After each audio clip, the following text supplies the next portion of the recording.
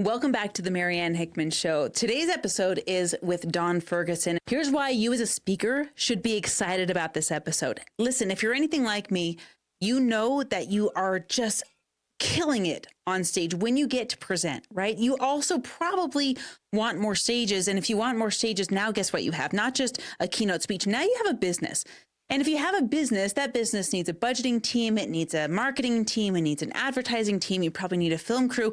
And a lot of people will shut down and collapse inward right there because, oh gosh, that as soon as you hear all those things, you probably like me, you're like, oh, I don't have the budget for all this. And I'm not skilled in all of these areas. So what do I do? And first of all, I just want to say, take a deep breath, one piece at a time. You don't have to have a huge advertising budget. You don't have to have a huge studio budget. You don't have to do all of that. You just piece it at a time, one thing at a time. And today's conversation with Dawn is that little piece where we said, listen, I'm a speaker.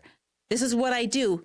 I don't want to become a marketer, but there's a part of me that has to get good at this. And this is what you can do today, right now. In fact, while you're listening to this episode, if you have a minute, while you're sitting in the sauna, maybe you're going on a walk, take out your phone and edit your Instagram profile based on what Dawn is sharing with us right here in this video. It's exactly what I did. I don't think the screen share ended up working on this one, but that's okay. We spoke about it in such a way where you can walk through this even if you're not watching live on this video or you're not seeing the picture on YouTube. There's a way to optimize your profile so that you get seen, you get recognized as a speaker, you get recognized for what you do in a way that's not cheesy or inauthentic. It's real because that's what people buy. We buy what's real. We buy what feels right to us. So I'm really excited for you to check this out. If you have questions about what we talk about in this episode, please put them in the comments. I love reading what you say. I love responding to the comments, and I love finding guests based on your questions. Here's to you in your speaking journey. I'll see you in the episode. Awesome. Okay, Dawn.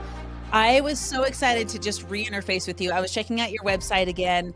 It is under rebuild as of right now. I don't know, by this time the podcast airs, it will probably be done. But tell me about what you're rebuilding, what you're rebranding, because later on in the show, we're going to have you pick apart my Instagram and make sure it's as sexy as it needs to be for the right reasons, for the right people. But tell me what this reinvention is. This I don't know, would you call it a reinvention or just a rebranding? What's going on in your world? Yeah, great question. Less of a reinvention and more of a we're finally niching down and getting more specific on who we work with. And actually, it is a great call out because it is something that I help all of my clients with and is one of the most powerful tools that I think you can do with your marketing is just getting really specific on who you're for and who you help and speaking to them directly, literally like considering one persona and speaking directly to them. So we're just doing a copy overhaul of the whole site. I'm launching my own podcast as well. Let's go. Yeah, so we're building that out. So yes, that is why the website is down now. And we're building it back up. Well, it looks beautiful. I love that your sneakers and kale thing. It's funny because it says so much about like, oh, I think we could be instant friends because I like those things too. And here's the thing, in the entrepreneurial world, which a lot of the listeners to this podcast, they're entrepreneurs, they're speakers, they're going out on their own. I just had 2 people in my world leave their jobs this last week, which is so exciting because they're betting on themselves. But the shadow to this, not a bad thing, it's just a shadow, comes with it, is when you become an entrepreneur, suddenly you are your own marketer, you are your own photographer, you are your own email copy specialist, you are your own sales rep. So this marketing thing, I don't know, for me, it just felt like, I didn't sign up for this to become an expert marketer. Yep. I signed up to do what I do best, but I don't have the budget to hire a marketer yet. So what do I do? Yep. You learn more. Okay, I'm so passionate about this. I'm glad you brought it up. And this is why, so we work with a broad range of businesses. So enterprise level, large brands, but also down to solopreneurs and literally startups. I've had a lot of clients who are still working their full-time job as they're building out their strategy to take on social media, to get more visible with their marketing. And they just know it's going to be the path, but they don't, like you, they're like, I don't know how to do this. And it's funny because I know that feeling exactly myself, even though I'm literally like, come on, I'm like the best marketer. I don't mean to be egotistical, but I've been doing this for 20 years. But when I went to do my own marketing for my business, oh my God, full stop. I wasn't able to. And I think it's so fascinating that we are just so close to the work that we do that when it comes to translating it and simplifying it, because so much of marketing is how can we, like, I love, you think about, and the kind of cliche is you want to make sure that any of your copy, whether it's on your website, in your marketing content in general, that a fifth grader could understand it, right?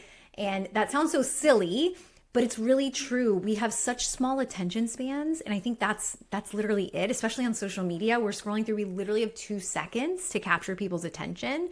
And if we come out here and we're these big experts, I've been doing this for 20 years now. You too. I know you have incredible experience. Like when we show up in that complexity, in that expert jargony, space, nobody gets it. It falls flat. So we have to figure out, how do we distill our message down and simplify it in such a way that everybody's going to understand it, and not just understand it, but remember it. Because good marketing is really an exercise in memorization. We want people to remember who we are. We want them to remember what we do. We want them to remember what we solve.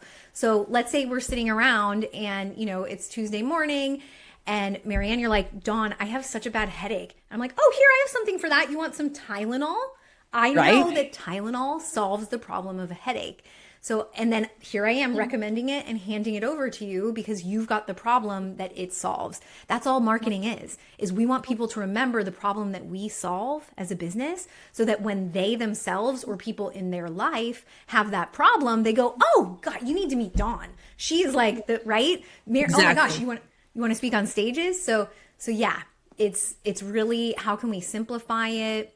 How can we, and a lot of times we can't do that ourselves because we're the experts, and it's so hard to look at it. And I'm the same. So I think working with another person, bringing in, I always like to say, if your toilet's broken, do you try and go and fix it yourself? No, you don't try. No, you call a plumber. I do though. Oh, you do?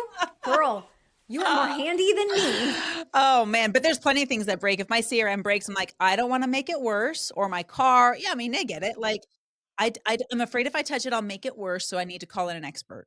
Hey, what's up? Marianne Hickman here. Listen, I'm interrupting my own show because I want to give you something. Now, you guys all want to get on more stages. I've got a free resource for you of stages that are just clamoring for guests. They need guests on a daily, weekly, sometimes monthly basis. This is my podcast database. Now, what I'm going to do is have you go to mariannehickman.com/database. Once you put in your information there, I'm going to send this to you totally for free.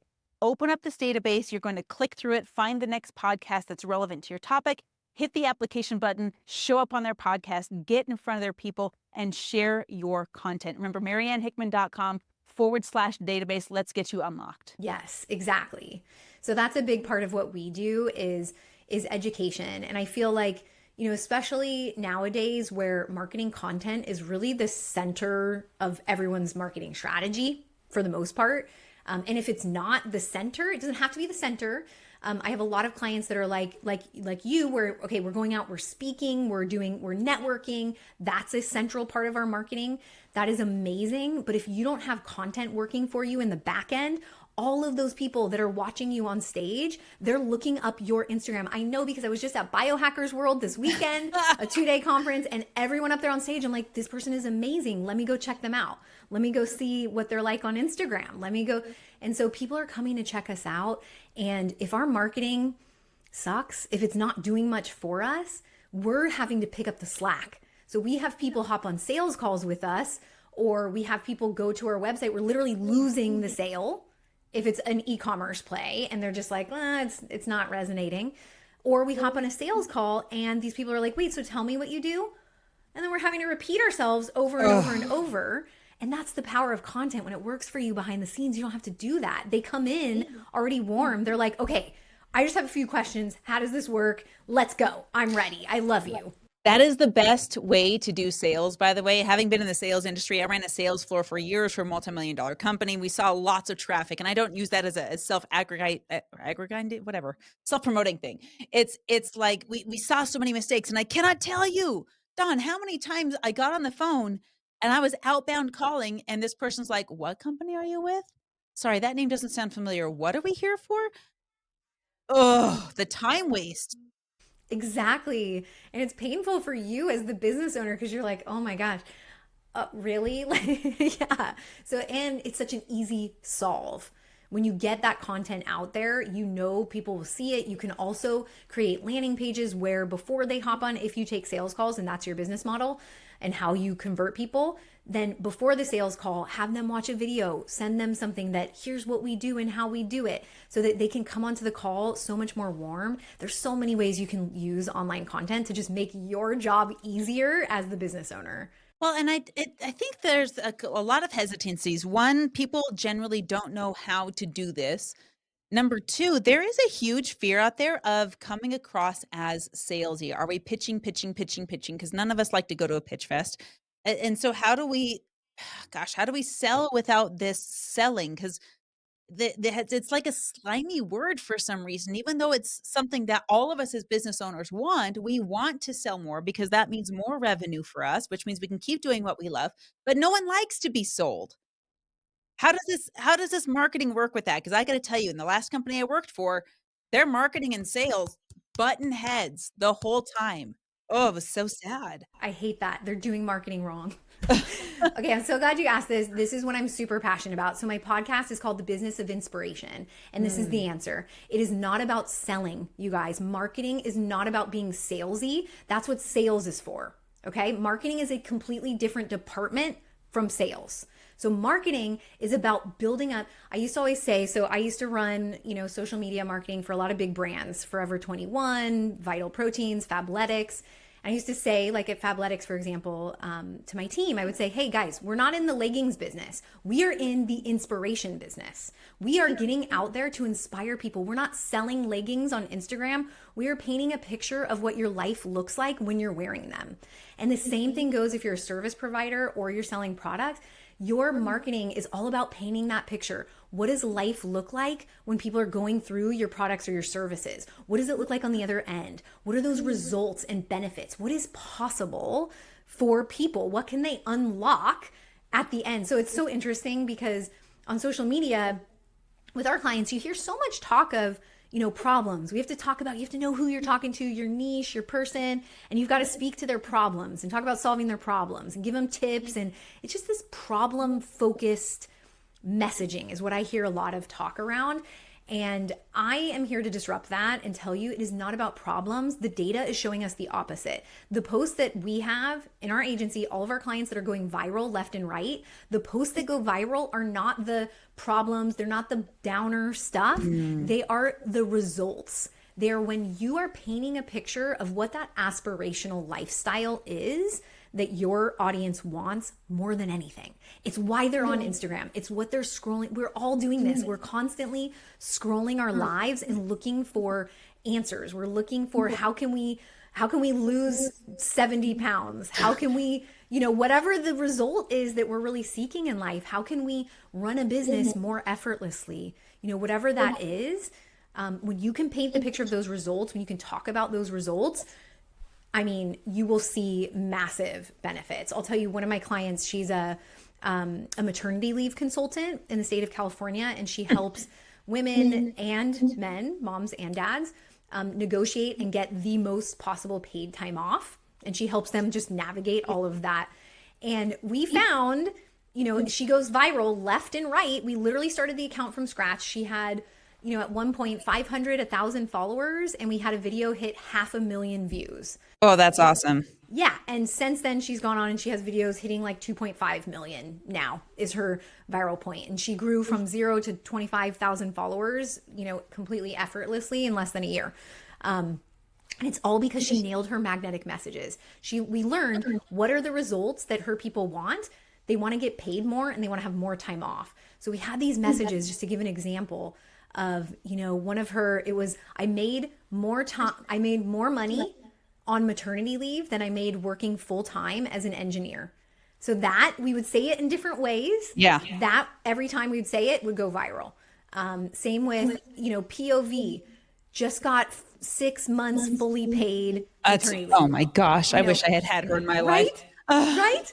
And so these messages, see, you're even feeling it yourself. Like we see that result, we feel so inspired. We're like, how is this possible? This feels impossible, but you're making it happen. Tell me more. We become instantly magnetized to those people because we believe that they can be the guide that gets us from where we're at to where we want to be. So that's the power of using inspiration to market instead of being salesy, instead of people immediately, when you start getting salesy, especially on organic social media, it's an organic, people are following their friends and family right next to your post and you're getting out there trying to be salesy. No, we've got to take on more of this natural salesy approach where we give a call to action, but we say it after we give all this value and all this inspiration. And we kind of naturally segue into that. And that's what I really help my clients like walk that line. Well, and I love that you said that it's sales without being salesy because like I said, no one wants to feel sold. But here's what I have seen. And I have seen this on social media. I'm sure you have too, where it's like the same message on repeat. And it's not everyone that's doing this, but it's enough people to where now I'm skeptical.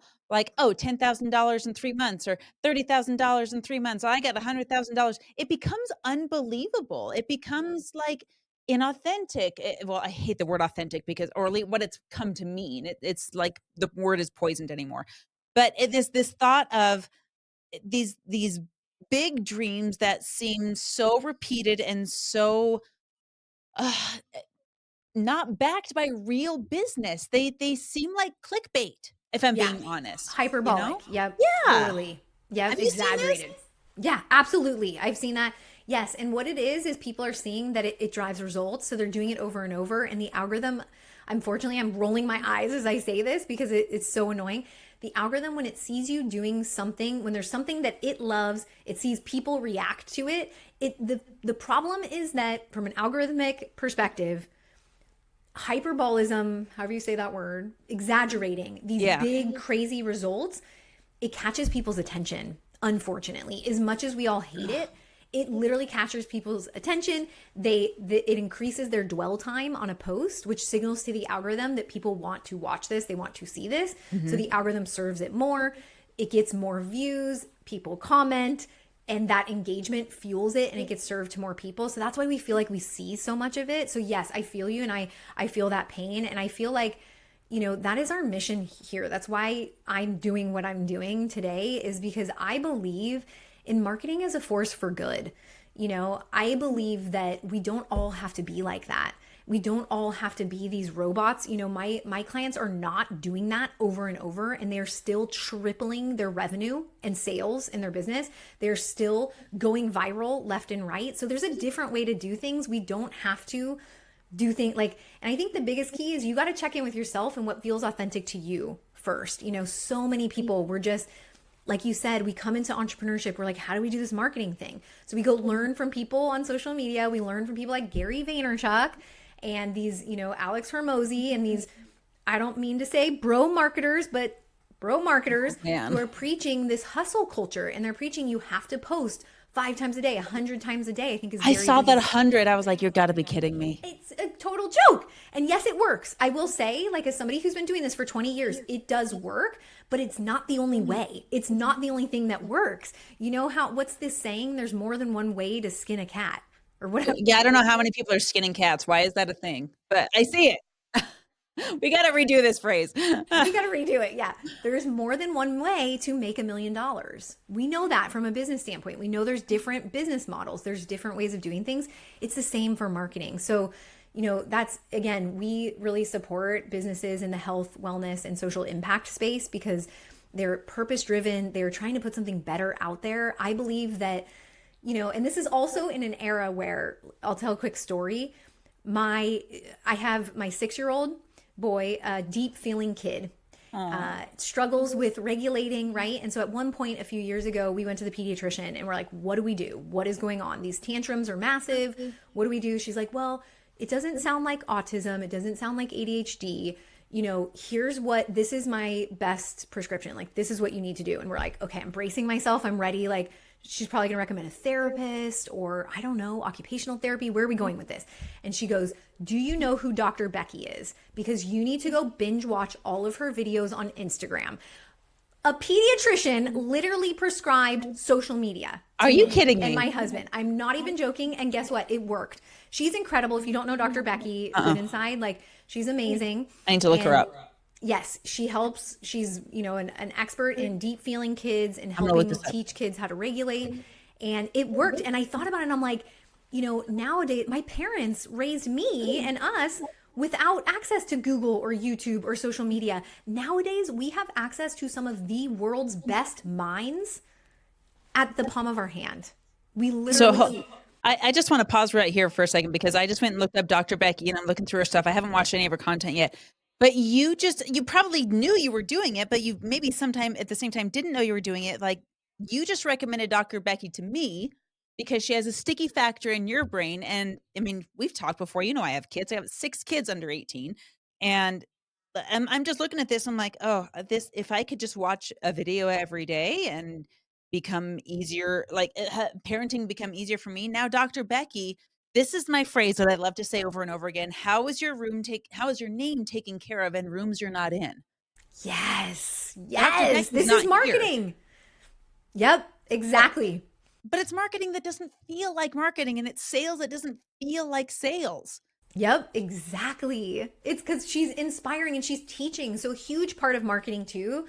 And what we help people with is a huge part of it is about education. And it's, I work with founder led brands who are experts in what they do. And we help you take that expertise. And most often, the first hurdle that I see them come up against is I'm an expert in all these things, but how do I translate all of this to a piece of content? Like, how do I? So that's where we specialize. So we're like, hey, let us, we'll help you kind of translate that. But you got to figure out how to turn it into content and you got to figure out how to use it. So back to your question about being salesy and all of this, it's like, you can choose to do differently. You can choose to be different. You can choose to use your marketing to empower people, to inspire people, to make a difference. The power of it too is, most coaches, service providers, purpose-driven founders, they want to impact the world. It's not always about making money, and it's not always about like, I don't have to have everybody doesn't have to buy my product or my service for me to impact their lives, for me to help change their lives and create this bigger legacy and impact. And that's the power of leveraging social media and in this purpose-driven way is that you bring your education to the world. We're all better for it. This is the evolution of humanity and the elevation of human consciousness, right? We have access to all this. Now, are you going to be a part of it? Or are you going to show up and feel like you got to show up just to sell your stuff so you can make more money? It's a very different energy when you approach it that way. And there's nothing wrong with making money either because we need to keep the electricity on. We got to keep the internet on. We got to do all these things. But I have noticed that if that is your focus, you will fail. If it is the byproduct, that is where success lies. And right now, I'm sure you've probably seen this. And you just mentioned it. There's this. I I haven't diagnosed this yet, but if I say the phrase bro culture, everybody will know what I'm talking about. And Yep. honestly, it makes me sad because I know that there's good people that don't mean to, that get caught up under this stereotype, and they don't deserve to be there because they don't fall under the definition of this bro culture. But the bro culture, without putting any person under this umbrella, I mean, you and I could describe it. It is the culture by which people self-promote, and they're renting Lamborghinis that aren't theirs, and they're using their wealth to impress people they don't even know, and they do it in the name of inspiration, but it's actually this ego thing.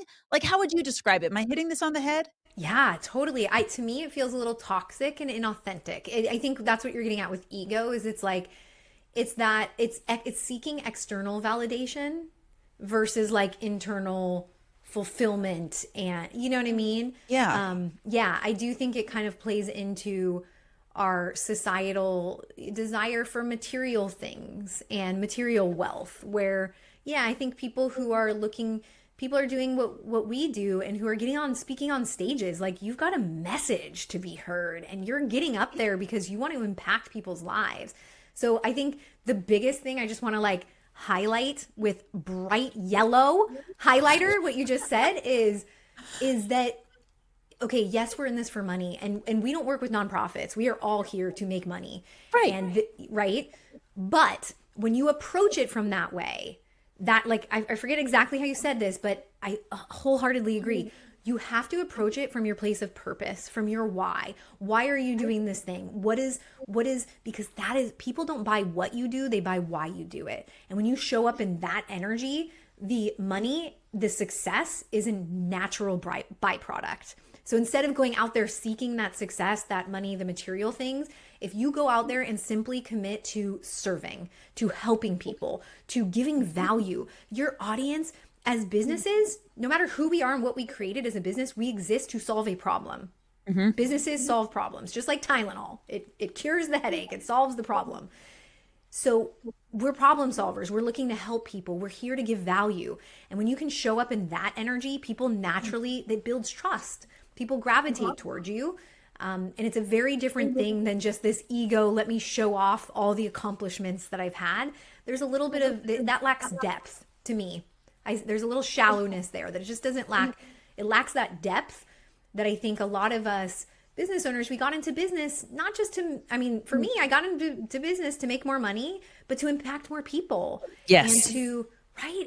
And to be bigger and do things that light me up and make me feel a little scared and get me out of my comfort zone and, you know, all of it. And really at the end of the day, just to help people with this knowledge that I have that I know other people don't. And if I can do that and they can use that to grow and help more people, together we can make this world a better place.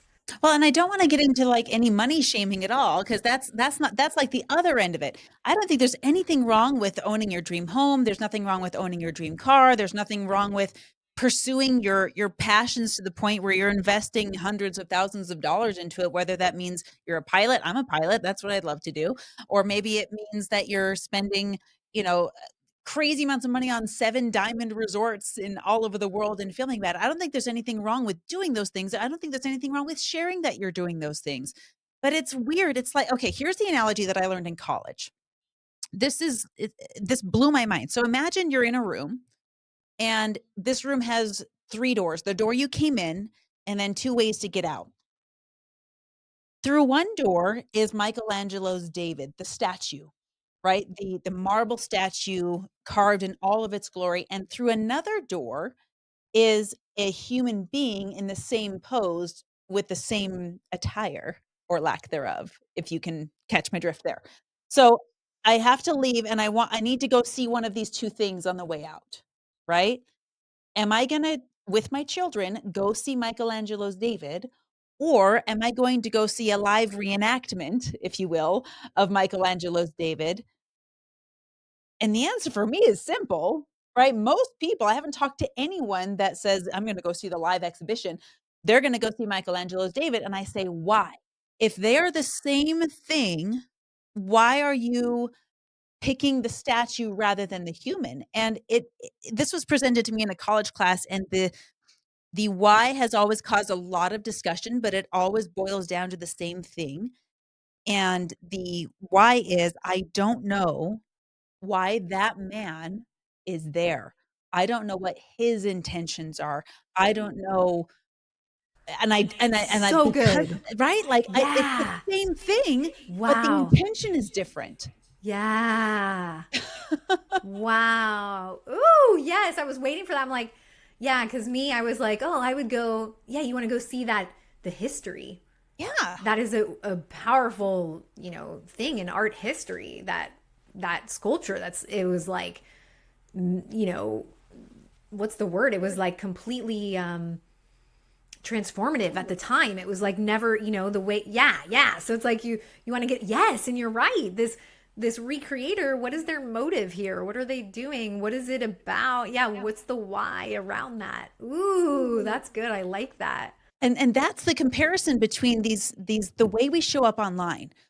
It could be the same content, arguably. I'm showing my house, or I'm showing my car, or I'm showing my luxury vacation or whatever. And the same person could be showing the same pieces of content on the other side, but we can tell people are smart. We can tell it feels different. Why am I showing you this?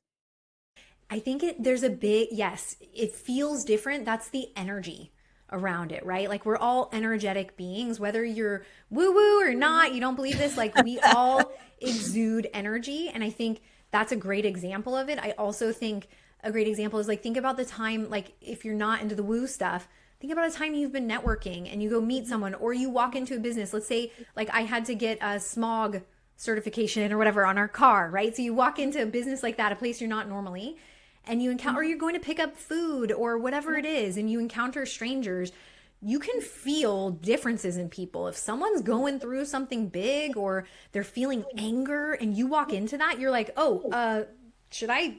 Yeah, exactly. You're like, let me get out of this, right? So we all feel that energy. Yeah. And I think especially, early in business or when we're struggling in business and we show up in our content, we create content from that place of like, oh my God, I have to feed mouths and pay the bills, which is an absolute reality. But when we're in that place and we show up like that, people feel it. They feel that energy. And so the biggest thing, I'm a very solution focused person. I'm like, so I'm like, for me, if you're feeling in that place and you're exploring that, like what helps me is I go into, okay, I need self-care. If I'm feeling in this place of lack or instability or desperation or struggle of any kind, before I go up to show up to serve other people, I go take care of myself first. And that's like a signal to me that if I'm not feeling like my cup is overflowing, I need to fill that cup up. And I need to go do what I'm going to do, whether it's walking on the beach, it's sitting in the sauna, it's taking a nap, meditating. Both of those sound really good right now. Right. Yeah, whatever it is, you got to work on your own wellness and self-care too, I think is what helps me. Well, I like what it reminds me of what you very first said of selling from a place of inspiration. When we're posting on social media, and I think this, I don't know if you subliminally gave this advice or not, but the takeaway that I just had just now is only post on social media once your cup is full. Yes. Don't absolutely. post on social media from needing to fill your cup. And Yep. that's the difference. If I'm posting in order to fill my cup and get that validation, people feel that and it won't work. Yep. Or if And I it think that does, it'll be temporary and cycle you down. Anyway. Exactly. That goes back to the ego too, and the like showing the cars and like seeking that external validation. I just had a neuroscientist come into my membership and do a workshop, by the way, so we were talking about the brain. Yeah, super rad. We were talking about the brain and how like he calls it rumination, right? And so we know like when we showing up on stages on social media, if it's vulnerable, it is a very vulnerable thing, getting more visible. And so when we do that and we post or we step on that stage, we are feeling like, okay, people are going to be looking at me, like there's a lot happening. And so often, like he was kind of talking about it, we'll post and then we'll ruminate on it and we'll stress, we'll get this anxiety and we're like, oh my gosh, is it going to be liked? I have to check it every couple hours to see like, where's the engagement at, right? We've all done this. We do. And that's that, he was talking about trying to get to a place from a brain science perspective, try to get yourself to a place of more neutrality, that you are not waiting, you are not posting this to seek validation. You're not stepping on stage so that people will tell you how amazing you are. Why are you stepping on stage? Again, it goes back to reconnecting with your purpose and your why. What is your authenticity for being there? Why are you showing up? Why did you start this business in the first place? One of the first things I ask new clients that we go through as we're building out your strategy is, why does your business exist beyond financial gain? That's such a beautiful question that needs to be stapled on everybody's walls.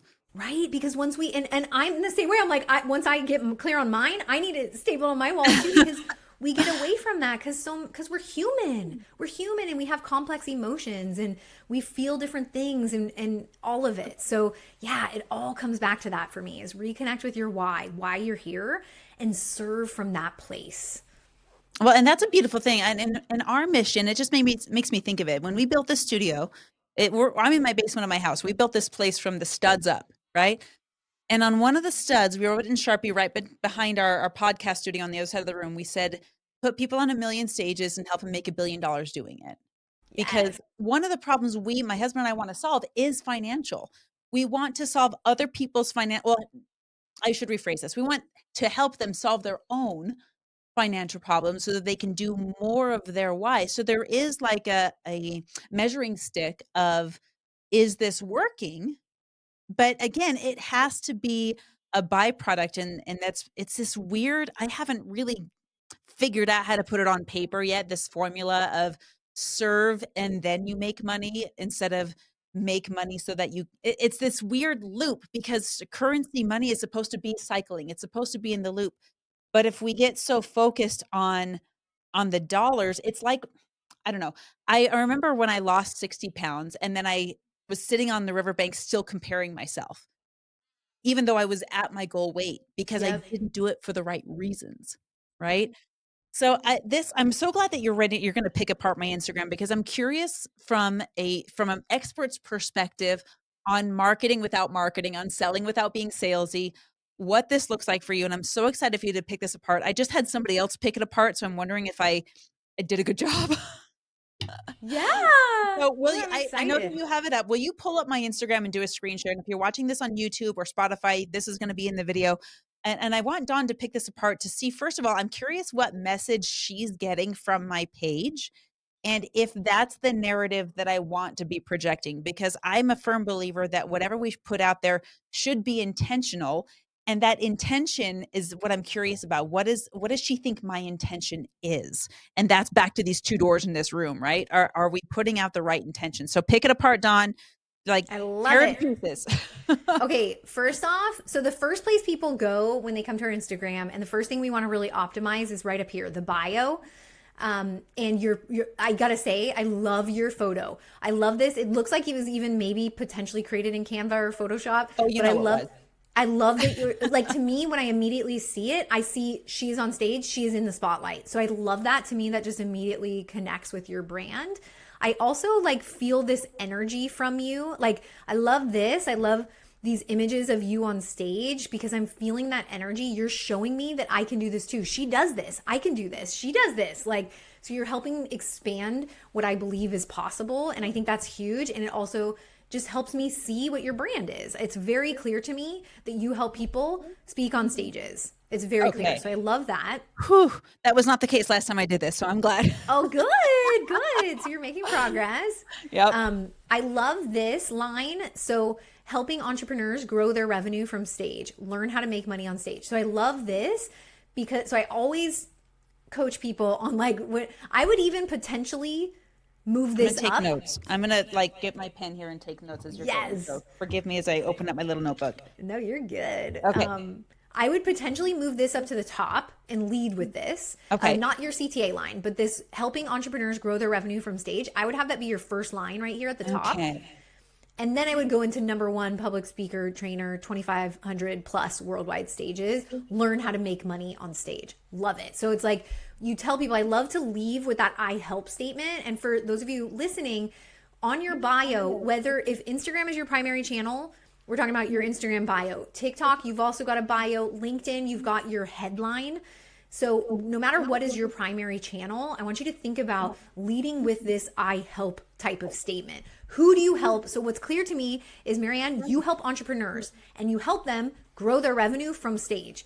So this is the number one result they want, is to grow their revenue. You've got to speak. And that's the other thing is like, we're having this great conversation where we're like, it's not all about making money, but it is. It is at the end of the day. This is my messaging too. We all want to grow our business. That's the reason we're doing social media and content in general. So we're going to talk about those results, but just like I always like to use the example of like a weight loss coach. So let's say you help people lose weight.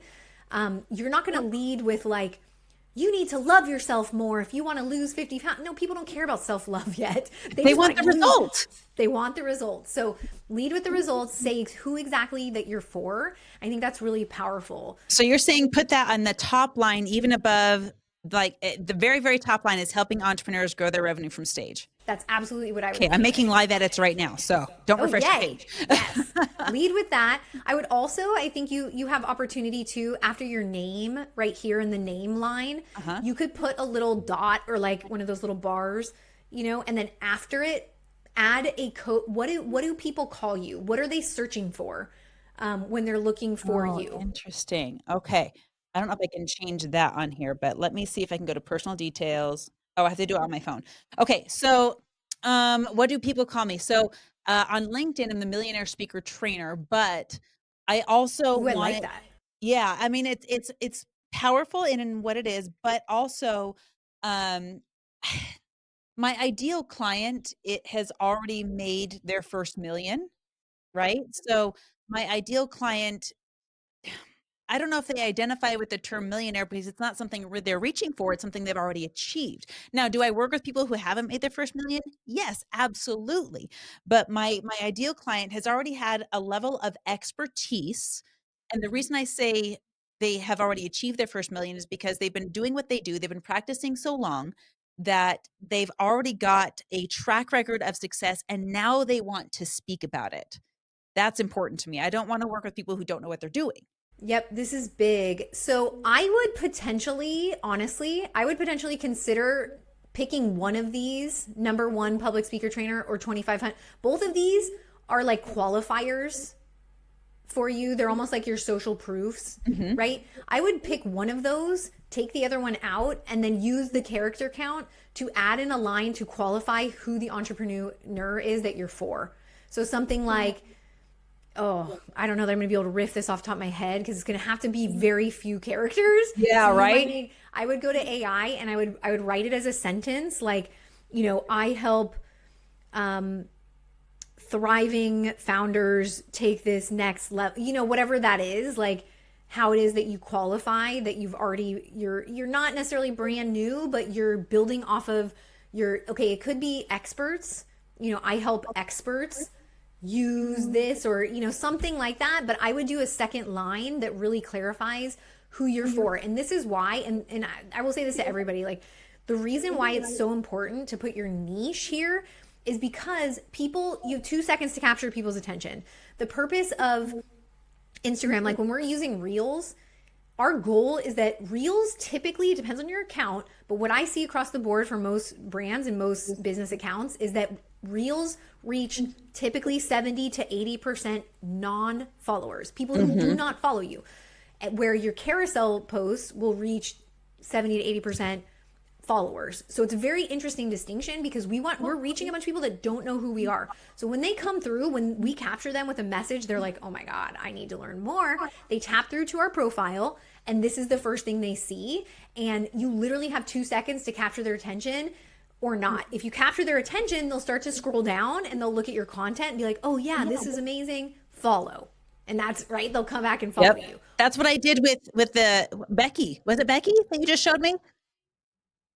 The Ask Becky, the parenting coach. Oh yeah, Dr. Becky. Dr. Becky. Yeah. That's why I was like instantly, I just did this. I looked at her profile, I saw the covers and I was like, okay, she's my people. She helps people with kids 0 to 18. I have that. Follow. Yep. Exactly. I always use this example too that I think is so powerful. I once audited a travel company and they were like this really cool boutique travel company. Great. But when I went to their page, I looked at it, I saw, okay, we're this travel company. Cool. Okay, goodbye. I totally forgot. I would have just scrolled away and forgotten. But if they would have said, we are a boutique travel company for female entrepreneurs or for young parents with young children, I would have been like, wait, what? And then I would have looked more and they're like, yeah, if you've got young kids, we're gonna help you coordinate this trip to where you can bring the kids and we're gonna show you where the playgrounds are, but you're still gonna get to have the travel experience that you had before you had kids. Oh my God, I would not only follow them, I would screenshot it, I would send it to every single one of my mom friends and I'd be like, we need to do this. That is the power of niching. That is the power. I love it. It's so sticky. Like you said, it's getting you talked about in rooms that you're not even in. And that's the power of it. Okay, so I need to change my name and like do an underscore. And then you said, what should I put after my name? So I would so tell me again your title. You said millionaire. On LinkedIn, it's currently millionaire speaker trainer, but I'm open to being wrong about how I title it. So I love that because I think that doesn't imply to me that like I'm not included if I'm not a millionaire. Okay. It makes me feel like you're elevated. Okay, good. And it feels aspirational and I want that. No matter who we are coming to you, we want that more aspirational future, right? I'm just going to click over and show you on mine. So see how I have this little like dot in between? So you've got the name and then you've got my title. So marketing and brand strategist or whatever it is. So I always like to say it's really about what people are searching for you because this is a really powerful place for search terms. Okay, good. So like if you're a sleep coach or you're a, whatever you are, or you're a health coach or you're a weight loss coach or you're a finance or whatever it is that you do, I like to put that in there because then when people go search for, health coach, people literally come up. See how this is their name? Autumn Clayman, holistic health coach. So it literally will bring you up in search so much easier. So when you're speaking on the stage and people are watching you on stage and they're like, wait, I need to check her out on Instagram, I need to follow her, it's going to be so easy for them to find you. Okay, so you think I should copy that millionaire speaker trainer over? I love it. If that fits from a character count perspective, I would do that. Yeah. We'll see. Okay, we're going to try it right now. Tell me the next thing I need to spruce up. I'm actually feeling really good about myself. You're taking very good care of me here, so thank you. Oh, good. Yes. Okay. Yes. Okay, so next thing I do when I'm auditing typically is, yes, I will scroll down and just kind of take a look at what we've got here. One thing I think, like I said, I think you're doing amazing is I can see you on stage. I feel your energy. Now, I think everybody, I want you to do this with your own account. Go to your business Instagram and I want you to scan it and just look what stands out. So one of the exercises we do with our clients is we look at their competitors too. And I want you to go look at your competitors, even if you feel like you're competing with them or not. If there's someone who does something similar to what you do, go through their page and just scroll through and see what stands out. So what stands out to me is I see Marianne's face, right? I see her over and over. So I see like specific brand faces. I see personal stuff which is beautiful and like makes me feel like, okay, I'm going to be able to get to know her. I see speaker, like a lot of the words I'm seeing, speaker showcase, speaker, great, because that's what we're doing here. So you want to just make sure you're signaling first off that people are seeing those key things. So an example, like, we've worked with, who's your niche? What's your niche? And who do you serve? Make sure those words are on here. If you're for founders, if you're for moms, if you're, whoever it is that you're serving, make sure you can see. Okay, an example too, we helped a health coach once, and she specifically helped women either pre or post menopause, so women in their midlife. And she was just saying she's a health coach.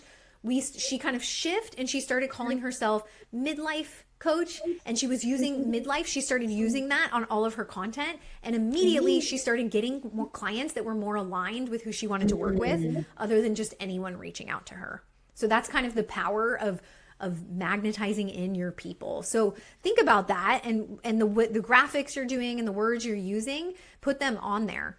One thing I think, Marianne, from like an opportunity perspective, I feel like you can incorporate more branding.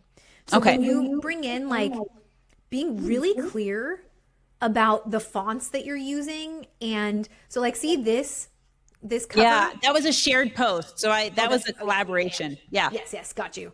And then, so and that'll happen, and that's fine. That's totally fine. You do, when you're doing those collab posts, it's better because you're getting that engagement and that additional exposure. So go for it. But you could bring in, so more like this, that is a cover graphic. So I see you're putting up photos. You could start to incorporate more of your brand colors in cover graphics like that. Or when you do carousels, you can bring in, or something like this. Instead of, this pink and purple, like Instagram background, create a graphic in Canva with your brand colors so that you can kind of consistently see that branding. And you're doing that a little bit here. Like I get that here and here, like it's not totally disconnected, but I think that's something that could help really pull it together and make it feel a little bit more like an elevated brand. And that's one thing I love about your page is it looks like I'm flipping through a magazine when I look through it's beautiful. I mean, even your highlights are the same color palette. You've got the same thing going throughout. And girl, I have struggled with this because I'm in that phase of like done is better than perfect in many, many cases. But I mean, tightening it up just a little bit more. I mean, here's the thing, and I hate to say it, but it's true. We do judge books by their covers, and we tend to like things that aesthetically please us. If I see a pretty picture on the internet, then I'm like, oh, I love that. And I'm going to hit like before I even read the caption. So, I mean, that's 100% true. And I love the opportunity to upgrade there. And maybe I can just do a bunch of batch stuff. So yeah. And I always we got to keep it simple. When you're doing it yourself, I saw someone just the other night. I love this. I'm going to share it in my email newsletter this week, which, by the way, if any of this is resonating, go to sneakersandkale.com/newsletter. I send out free email marketing intel to your inbox every week, and I give lots of tips. I'm doing it right now. I can't believe I haven't done this yet, but yes. Okay. But in my newsletter, I'll share this and what she did. So I work with a lot of people who are the same, where they're like, oh, I don't, it takes too much time. Our goal is that you want to make your marketing not only more effective, but more efficient. You've got to make it more efficient and easy for you to do so that you can stay consistent long-term, because it's not an overnight game. You have to stick to it. It's a marathon, not a sprint. So therefore, how can we make it easy? How can we make it easy for ourselves to keep showing up, to stay consistent, to do that? And so one thing I just saw recently is people will share to their stories, and in their story, okay, something like this that like you have up, they'll have text, or they'll put it on like a photo of you. So Marianne, like footage of you from the stage, and you'll have like this beautiful photo of you from the stage, and then you put this copy on it. And she literally posted it to stories and then just screenshotted the story or downloaded it, each of the frames, and turned it into a carousel post. Can I tell you how validated I feel right now? Because I did screenshot every single one of these. But again, that's not my brand color, so I need to change it up a little bit. But the cry part for me is that I don't have the Instagram blessing from the Instagram gods of 20 images. So I have to condense that now. Maybe one day they'll fall in love with me enough to do that. But like I have to change it up anyway. So I think it was Maria Went that I saw that does the over picture thing. And I love that. I think it's a great idea. I think and not to copycat, but I see the wisdom in it of putting your text over a social validation image. Yeah. And I think too, it just brings personality to it. We're seeing a lot of this on TikTok. So on TikTok, these carousels where it's like just a photo of you or doing something in your life that relates to your business. Mm-hmm. So like as an example, we have a client who's a speech therapist, and she helps, toddler parents, get their toddlers to say more words. And so she'll use just B-roll footage or photos of kids, toddlers. That's simple, If you're a health coach, or you're a health wellness company, footage of you chopping your veggies and making your salad for lunch, or, different things like that. It doesn't have to all be like these professional branding shoots that we do. Yeah. They can be those, more of those other moments. Like for you, Marianne, I would love to see some more like behind the scenes content. Like I'd love the next time you go speak, I feel like bring a teenager with you, or a friend that can just take some content and get some stuff of you on like this footage is so great where you're on stage and we see you in your power. But also, like, I kind of want to see the behind the scenes moments, like you before you're going on stage. So maybe you're kind of looking over and you're like smiling at the camera, and we see the crowd in the background, and we see that you're about to go on. That makes me feel like you're a rock star, and I get to be backstage with you. So what are those moments in your business, whatever it is that you do, that you could kind of make people feel like they're coming behind the scenes with you, and they get to see that like inside look of it all. Okay. And when you see those behind the scenes photos and stuff, they don't have to be super high quality. You're recognizing like this was taken on an iPhone. This is behind the scenes. It's like, it doesn't have to be a professional camera and all of that. But yes, I think that's a big key. I love that. And I did grab some of that. I just haven't posted it yet. Yes. Okay, good. Do it. Bring it. I love it. That's huge. What else? The next thing I would do is, so typically like on Instagram, I will go scroll through reels, because that's where I can see your numbers publicly. So for you on the back end, what I would do from a content perspective is go through your data on the back end, go into Instagram Insights, look at that data. You can change the date range. And I recommend sorting by going into content you shared, and then you can sort it by metric. And so if you look at all posts, it'll show, carousels and videos, and live videos that you do. This is Instagram specifically I'm talking about. Right. But when you go in there, you can sort that by date range. So look at like, if you've been active, more or less for a year, look at that full year window and see what rose to the top, what got the most views and the most interactions or engagement. Those are the two biggest things. The other thing I like to sort by is shares is like, oh my gosh, the holy That's the grail. king. That's free word of mouth. People sharing. Yeah. So sorting by shares. I love to look at saves, especially when you're sharing educational, empowering content. A lot of times people will save that, and that will indicate to you, okay, this was valuable to people. They want to save it so they can come back to it later. So that can be a really helpful metric to look at as well. But anyway, looking at those things, looking at a wider time period to see what really rises to the top can help you indicate what kind of content should I create more of. And then when you see those posts, yeah. Oh, sorry. I didn't want to like cut you off. No. Oh, okay. Last thing I'll finish. I was going to say, when you see those posts that rise to the top, I want you to dissect them and go, okay, what was I doing? So you've got an 11K views here. So let's look at this and we can kind of dissect what did you do, because you want to do more of it. So sometimes it's the hook. Sometimes it's the trending audio that you use. Sometimes it's the topic and the message that you're talking about.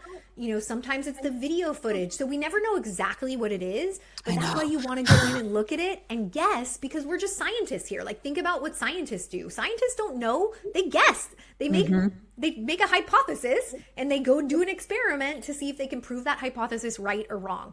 We are scientists as marketers too. We're constantly guessing, but we're testing and learning. So look at what you think it could be. And if you think it was the hook, for example, use that same hook on totally different video content or totally different, right? And see if it still performs. Then you know you've got something going there. If you think it was the video clip or whatever the other thing was, test it again in a new way, slightly tweak it. And when you start to see that they work over and over again, you've found something. So I need to break apart this highest view in terms of what was the hook, what was the cover image, what was the caption, what was the hashtags, and all the elements that go into it. I need to break that apart. I kind of did this and the results really surprised me. Yes and no. I did an experiment with my last, I think it was 90 days worth of content.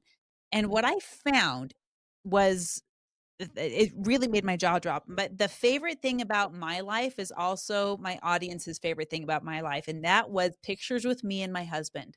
Oh, beautiful. He's my favorite person in the world. And when I posted content with me and him, oh my gosh, yes, I can see right here. I mean, it's like triple of everything else. Yep. So I was like, well, apparently I need to prostitute out my husband. Just kidding. That's not really real. Don't quote me on that. But like put images of us doing stuff together, which is funny to me because I'm in this wrestling match in my brain of, okay, well, I'm not a marriage coach.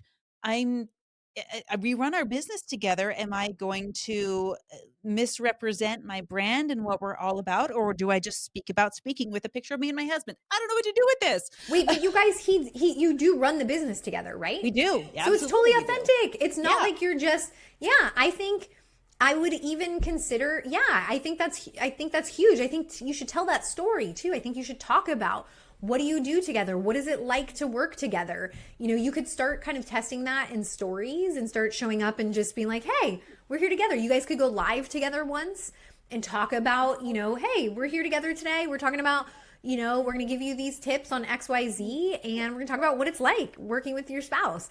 I think it also has to indicate, like, do you know if your audience is predominantly female or male that you support? It's close to the middle. I think it's 56% female. Got it. Are they typically married?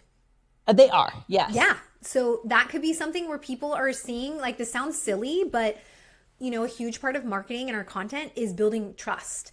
And so, I think about, like, I've always heard on, like, when you hop on a sales call with people, that beginning, you're like, okay, how can we build trust here? How can we build rapport? So do we live in the same area? Do we, are we both moms? How can we relate to each other? When we relate to each other, there's something inside of us that just breaks down a wall a little bit, and it builds more trust. Oh, you're a mom. Oh, you're married. Oh, you're so happy in your marriage. Like, this is something I want too. Or, we see that and we go, yeah, maybe you're talking to entrepreneurs who are struggling in their business and it's affecting their marriage, and they're seeing you lit up in yours, and they're like, this is magnetizing. So we don't always know exactly what it is, but I think that's a powerful learning, and I would keep playing with it, and I would start to incorporate it and see what that looks like.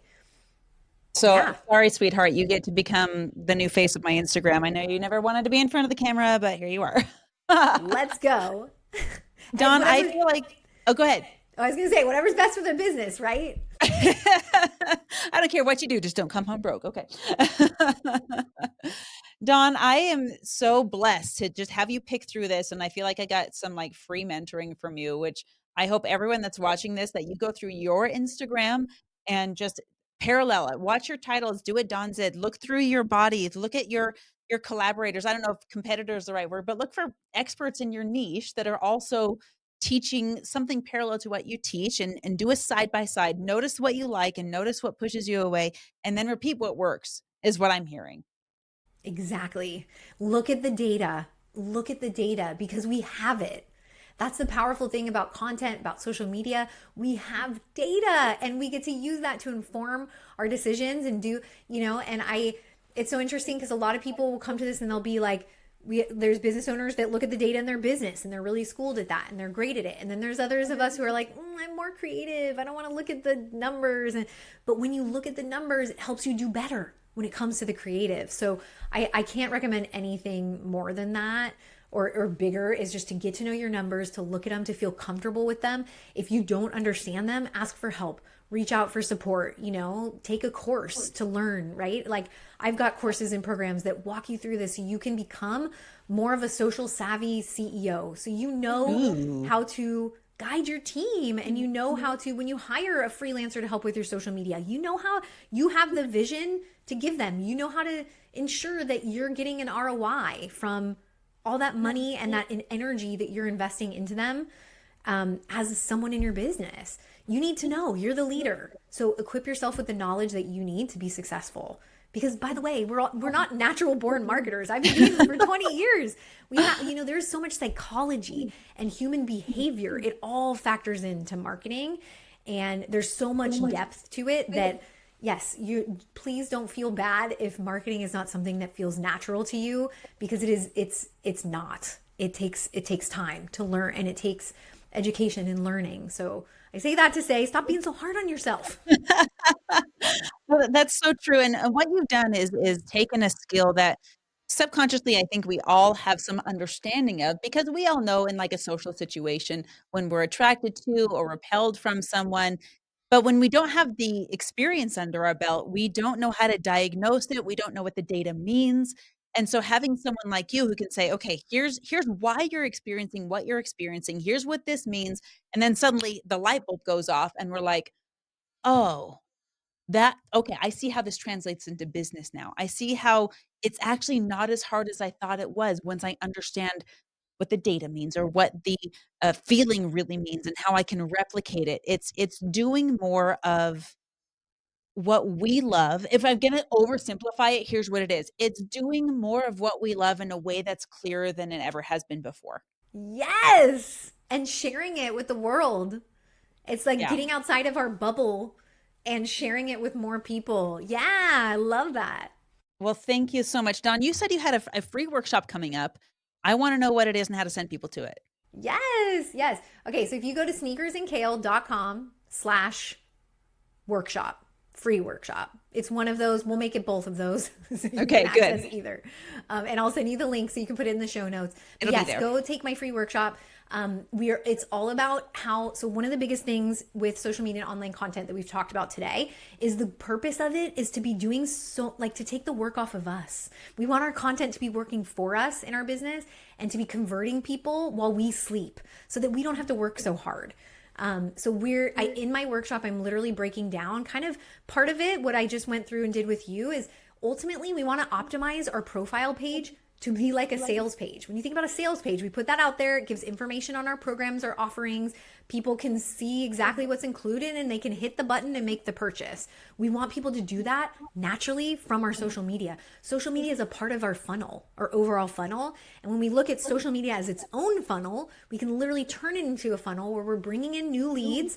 Top of funnel, they're discovering us, just like you just discovered Dr. Becky. Yep. And you're going to start to go down that funnel. You're going to learn more about her. You're going to go, oh my gosh, this is amazing. And then all of a sudden you're like, wow, I need this program she's talking about. And you're going to convert while she's asleep. So that's the power of what we want to do. So in my workshop, I walk you through what are the basics, like where can we get started with that? How can you turn your social media into a funnel? How can you start increasing conversion. That's one of the biggest problems I see is people will share content for months, sometimes years, and they're just not getting sales from it. And they're not sure if it's working or not. Our goal is to help you turn your content into more cash. So in my workshop, I'm going to walk you through exactly how to do that. So it's totally free. It'll be on demand as well as live. So come check it out at the link, sign up, and I will see you there. I'm stoked. I'll make sure we get that in the show notes. So everyone that's listening, that'll be in the show notes and you can watch it on demand. So it doesn't matter if you're listening to this podcast a year after it's done, you can still watch it. You can still get value from it. And what's beautiful about that and the principles that you're sharing, Dawn, is that these principles are principles of psychology that have existed since the beginning of time. Now, the platforms might be changing. We could go to Lemonade, we could go to Pinterest, we could go to wherever. But as long as we are speaking subconsciously, the principles that we know work, it doesn't matter the layout of the platform or the interface or the user or whatever. It basically functions the same thing. It's all about communication. It's all about being really authentic, not the new version of authentic that's not really authentic, and having fun doing it sustainably. Let's go. Yes, totally. I love it. And when you figure that out too, when you get clear on your message, like what is that one big thing that you stand for, that you want to become known for? That is what you go activate when you're on stage. It's also what you activate on your social and your website. And then people start to see it in all these different places. And that's how you become Tylenol. That's how you become that known brand name that people talk about when you're not there, because they know what you do and who you're for and what you solve. And so that's the goal, is to get it so simple, and that it's simple for you and it's easy for you to just, wing it when you're on stage. You're saying the same message and it just all becomes this beautiful holistic architecture beneath your business that makes doing business easier. I love that. We're going to become bigger than Tylenol and solve more problems than Tylenol. Let's go. I love it. Yes. Well, Dawn, thank you so much. Thank you so much for being on the show today. And if you're listening right now and someone's name has popped into your mind, like they need this, here's the why. Because they are praying for exactly what you just heard. And their messengers are talking to your messengers, which means send them this episode. And if someone loved you enough to send you this episode, and that's why you're listening, send them a thank you. Thank you for sending me this episode. It's going to make me a better marketer on social media without trying to be a marketer. It's going to make me more able to do what I love and keep doing. And make sure you go and follow Dawn too. I'm going to link her social in the show notes. So you can go look at the beautiful magazine that is her Instagram and then see what she's doing. See if she's your favorite. And if she is, go check her out. She's an amazing human. Dawn, thank you so much for being here today. Thank you so much for having me. This has been awesome. I'm so glad. Friends, that is it for this episode of the Marianne Hickman Show. Stay tuned and we will see you in the next episode. Hey, what's up? Marianne Hickman here. Hey, listen, I hope you enjoyed that episode. We have some pretty amazing speakers on my podcast and, of course, more to come. If this is something that you enjoyed, guys, smash the like button, smash the subscribe button. You guys know what to do. I love your comments and I respond to every single one of them personally, not a bot or an agency. So if this is something you're enjoying, tell me about it. Tell me your gold nuggets. I want to hear from you. But here's the most important thing I want you to laser in on. I told you about the podcast database. You've probably seen me post about it all over social media. I want to make sure that you get it. So here's what I want you to do. Go to mariannehickman.com/database. Once you put all of your information in there, I'm going to send you the document. You request access to it. Boom, it's unlocked. Once you're in there, my rule of thumb is to apply to 10 podcasts a month. It's very digestible. It's very easy to do. And the database gets updated twice a week. So I want you constantly checking back in there for the next podcast that fits your audience. Thank you for being here. Much love to you, and we'll see you in the next episode.